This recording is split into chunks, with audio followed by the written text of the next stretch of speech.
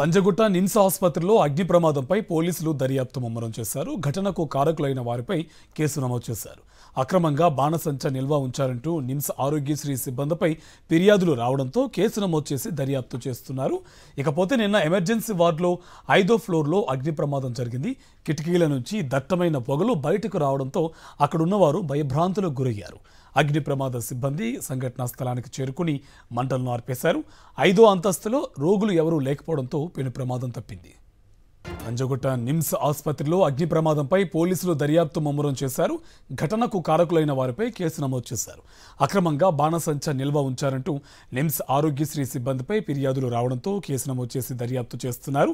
ఇకపోతే నిన్న ఎమర్జెన్సీ వార్డులో 5వ ఫ్లోర్లో అగ్ని ప్రమాదం జరిగింది. కిటికీల నుంచి దట్టమైన పొగలు బయటకు రావడంతో అక్కడ ఉన్నవారు భయభ్రాంతులకు గురయ్యారు. అగ్నిమాపక సిబ్బంది సంఘటనా స్థలానికి చేరుకుని మంటలను ఆర్పేశారు.